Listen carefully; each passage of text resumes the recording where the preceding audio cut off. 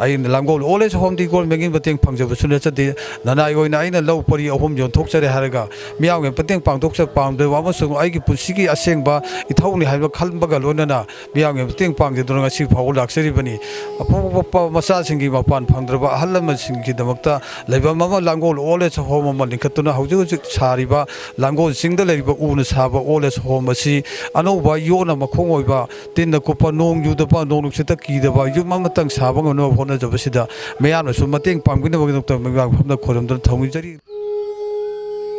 Lamdam Asigi, Acho Asang Singna Anova All S Home Sabigani Haiduna, Hana Lajaramba All S Home Madu, Sidok Halaga, Nasi Fawai Amata Hair Kidre, Pontorsu Pir Kidre Hairi, Langol Nintoda level like Macha Hanaming Tonba, All S Home Asi, Sarkargi Maikadagi, Karigum Mating Amati Yaudana, Miana Pangak Mating Lunana, Nasi Fawasalaidun Lali, Adabu, Masak Naiba Muikiana, Ahal Singna, Nungaina Labor Kudung Chanaba, Mi Shama Sak Saba Chanaba, Anova home sabigani, Hiram Bagaloinana, Hana Leramba home madu, Sidok Halaba Matundagi, Nasi Fauba, Kariguma Mata Haraktaba Amadi, Pontor Super Kidre Hari.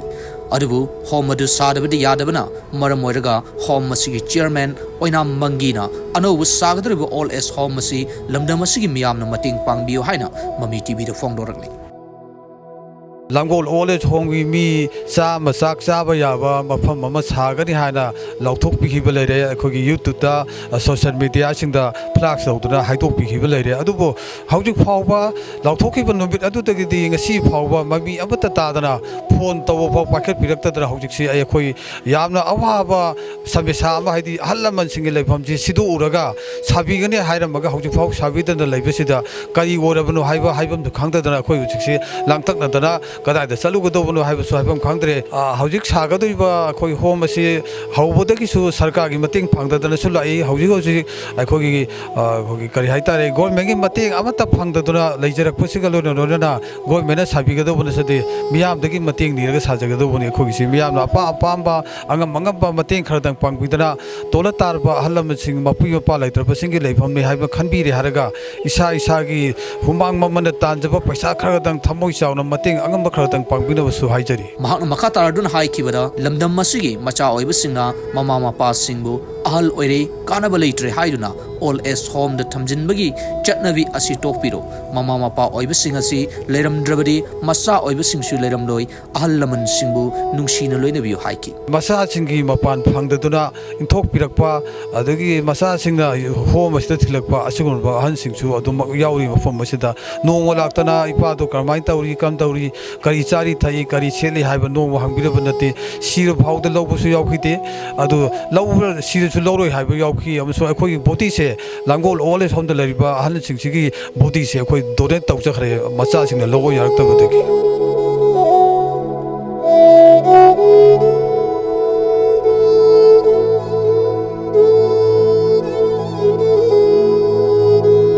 All as home as the Mating Pang Lakba Amadi, Ahal Sing Asida, Angam Bukudol Tamalaka Mui Singna, Asuna Fondoraki. Home is the Lava Alamansinga, Igi, Lajava Kitan Putok Saraga, Pun Haro, Saksara, Tansamin, Zagahan and Laksa Vasita, Punusha Dokumatagamusi, Masamasu, Vasing, Masamano, Vasin, Handing, Vitra Alamansin, Urubada, Hamoja Dokumatak,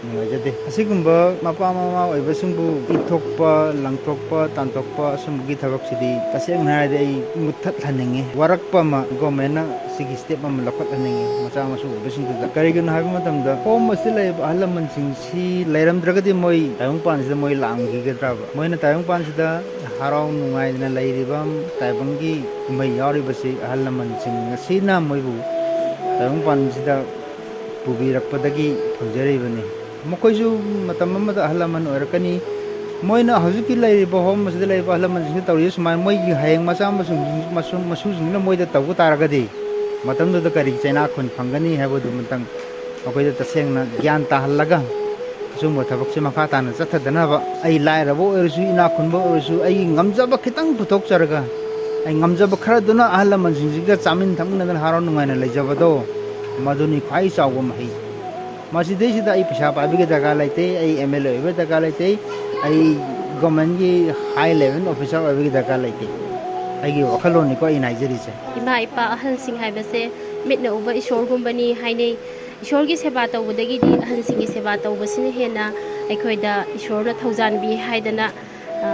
ꯊꯥꯏꯅꯒꯤ ꯂꯥꯏꯑꯣꯏꯈ꯭ꯔꯕ ꯏꯄꯥ ꯏꯄꯨꯁꯤꯡ ꯑꯍꯜ ꯂꯃꯟꯁꯤꯡꯅ ꯊꯝꯕꯤꯔꯝꯃꯤ ꯑꯗꯨꯅ ꯃꯆꯥ ꯑꯣꯏꯕꯁꯤꯡꯅ ꯃꯃꯥ ꯃꯄꯥ ꯑꯣꯏꯕꯁꯤꯡꯕꯨ ꯃꯇꯝ ꯄꯨꯝꯅꯃꯛꯇ ꯂꯨꯅ ꯆꯥꯟꯅ ꯇꯧꯕꯤꯌꯨ ꯃꯈꯣꯏꯒꯤ ꯄꯨꯟꯁꯤꯗ ꯂꯥꯛꯏꯕ ꯁꯤꯒꯨꯝꯂꯕ ꯅꯨꯡꯉꯥꯏꯇꯕ ꯆꯩꯅꯥ ꯆꯩꯊꯦꯡꯁꯤꯡ ꯑꯁꯦ ꯌꯥꯔꯤꯕ ꯃꯈꯩ ꯃꯆꯥ ꯑꯣꯏꯕꯁꯤꯡ ꯑꯁꯤꯅ ꯑꯍꯜ ꯂꯃꯟꯁꯤꯡꯗ ꯊꯣꯛꯍꯟꯖꯅꯤꯡꯗꯦ ꯃꯇꯝ ꯑꯃꯗ ꯑꯩꯈꯣꯏꯁꯨ ꯑꯍꯜ ꯍꯥꯏꯕꯗꯨ ꯑꯣꯏꯔꯛꯇꯣꯔꯤꯕꯅꯤ ꯑꯗꯨꯅ ꯑꯍꯟꯁꯤꯡꯕꯨ ꯂꯨꯅ ꯇꯧꯕ ꯍꯥꯏꯕꯁꯤ ꯑꯩꯒꯤ ꯁꯥꯏꯠꯇꯒꯤ ꯃꯤꯄꯨꯝ ꯈꯨꯗꯤꯡꯃꯛꯇ ꯑꯩꯒꯤ ꯄ꯭ꯔꯖꯥ ꯏꯆꯤꯜ ꯏꯅꯥꯎꯁꯤꯡꯗ ꯑꯄꯤꯜ ꯇꯧꯖꯅꯤꯡꯉꯤ ꯍꯥꯏꯕ ꯋꯥꯐꯝ ꯑꯁꯤ ꯊꯝꯖꯒꯦ ꯂꯥꯡꯒꯣꯜꯗ ꯂꯩꯕ ꯑꯣꯜ ꯑꯦꯖ ꯍꯣꯝꯁꯤꯗ ꯑꯍꯜ ꯑꯅꯤꯈꯛ ꯃꯈꯥꯒꯤ ꯏꯪꯕ ꯃꯇꯝꯗ ꯂꯩꯈꯤꯗꯦ ꯍꯥꯏꯕ ꯃꯦꯗꯤꯌꯥꯗꯒꯤ ꯄꯥꯎꯗꯨ ꯐꯪꯖꯩ ꯑꯗꯨꯗ ꯀꯩꯒꯨꯝꯕ ꯑꯩꯅ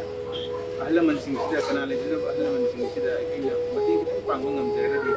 ꯑꯩ ꯄꯨꯟꯁꯤꯁꯤꯗ ꯌꯥꯝꯅ ꯅꯨꯡꯉꯥꯏꯅꯦꯅ ꯈꯟꯕ ꯑꯃꯨꯛꯇꯪꯗꯤ ꯄꯥꯡꯒꯦꯅ ꯈꯟꯕ ꯂꯥꯛꯄꯗ ꯉꯁꯤ ꯆꯩꯔꯥꯎꯕ ꯃꯇꯝ ꯌꯧꯁꯤꯜꯂꯛꯄ ꯑꯁꯤꯗ ꯉꯝꯖꯕ ꯈꯤꯇꯪ ꯈꯨꯗꯣꯜ ꯇꯝꯖꯒꯦꯅ ꯂꯥꯛꯆꯕ ꯑꯩꯈꯣꯏꯅ ꯑꯩꯈꯣꯏꯕꯨ ꯄꯣꯛꯄꯤꯕ ꯑꯍꯜ ꯂꯃꯟꯁꯤꯡꯕꯨ ꯂꯨꯅ ꯆꯥꯟꯅ ꯇꯧꯕꯤꯒꯗꯕꯅꯤ ꯑꯩꯈꯣꯏꯁꯨ ꯃꯈꯣꯏꯒꯤ ꯆꯍꯤ ꯃꯇꯥꯡ ꯑꯁꯤ ꯅꯣꯡꯃꯗꯤ ꯁꯣꯏꯗꯅ ꯌꯧꯔꯛꯀꯅꯤꯅ ꯈꯜꯂꯤ ꯑꯗꯨꯅ ꯑꯩꯅ ꯑꯩꯒꯤ ꯑꯍꯜ ꯂꯃꯟꯁꯤꯡꯁꯤꯗ ꯃꯤꯅꯨꯡꯁꯤꯒ ꯂꯣꯏꯅꯅ ꯁꯦꯕꯥ ꯇꯧꯕꯤꯔꯒꯗꯤ ꯑꯩꯒꯤ ꯏꯆꯥꯁꯤꯡꯅꯁꯨ ꯑꯩꯉꯣꯟꯗ ꯍꯌꯦꯡ ꯑꯩꯈꯣꯏꯅ ꯑꯍꯜ ꯑꯣꯏꯔꯀꯥꯟꯗ ꯑꯩꯈꯣꯏ ꯏꯆꯥꯁꯤꯡꯅ ꯑꯩꯈꯣꯏꯕꯨꯁꯨ ꯅꯨꯡꯁꯤꯅ ꯃꯤꯅꯨꯡꯁꯤꯒ ꯂꯣꯏꯅꯅ ꯃꯤꯠꯌꯦꯡ ꯌꯦꯡꯕꯤꯒꯅꯤ ꯍꯥꯏꯕꯁꯤ ꯑꯩꯅ ꯈꯟꯖꯩ